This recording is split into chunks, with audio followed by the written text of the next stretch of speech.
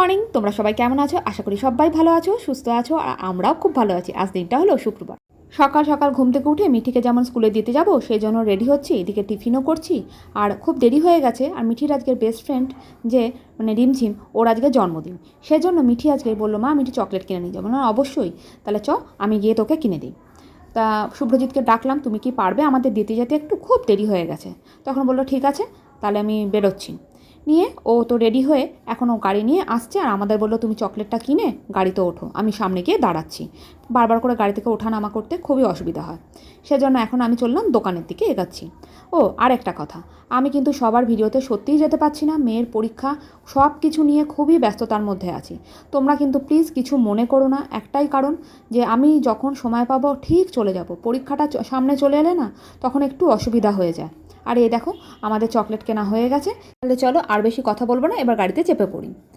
তা ঘরে এসে দেখতেই পাচ্ছ বেড কাভার, বালিশের কাভারগুলো সব চেঞ্জ করে নিয়েছি। ঝাড়াঝাড়ি করলাম একটু চারিদিকটা করে। এখন আমি বিছানার চাদরটাকে চেঞ্জ করব।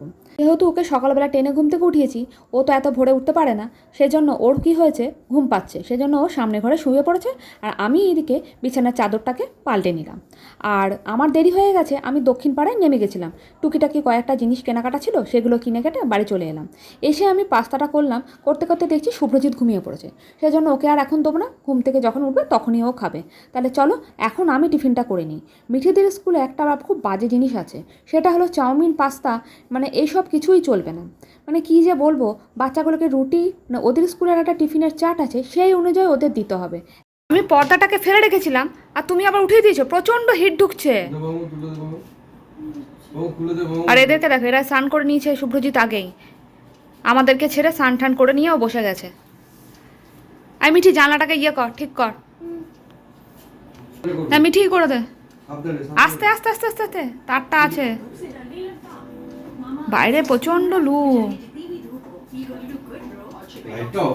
তা দেখতেই পেলে মিঠি আর আমি ওদিকে স্নান করা হয়নি, খাওয়া দাওয়া হয়নি কারোই। তা যাই হোক, তারপর রান্নাবান্না করে এখন আমরা চলে এলাম একটা জায়গায়। আমাদের আজকে রান্নাই হয়েছিল উচ্ছে আলু সেদ্ধ আর মাছের ঝোল, রুই মাছের ঝোল। তোমরা রোজই ভাববে যে উচ্ছে আলু সেদ্ধটা, কারণ কি বলতো, গরমটা তো বেশ পড়েছে, তাই উচ্ছে আলু সেদ্ধ, উচ্ছে ভাজা প্রতিদিনই রাখার চেষ্টা করছি তেতোটা। তা যাই হোক, আমরা এখন চলে এসেছি গাড়ির শোরুমে। শুভ্রজিতের গাড়িটা সার্ভিসিংয়ে দিয়েছিল, তা এখনও দুই একটা কাজ বাকি ছিল। তা একটা টাইম দিয়ে দিয়েছিল 3:30-র মধ্যে আসতে হবে। সেজন্য কোনো রকমে খাওয়া দাওয়া করে মিঠিকে একটু শুয়ে আমরা আবার বেরিয়ে এসেছি। বেরিয়ে এসে এখানে এসে বসে আছি, একটা এসি রুম ছিল, সেখানে আমি আর শুভ্রজিৎ ছিলাম, আর কেউ ছিল না। এই দেখো শুভ্রজিৎকে আবার ডাকলো যে একটু এদিকে আসুন, দেখে যান। তাই শুভ্রজিৎ গেল ওইদিকে। একটু পড়তে বসে পড়, একটু পড়তে বস। না না করিস না মিঠি, তোর লজ্জা লাগা উচিত।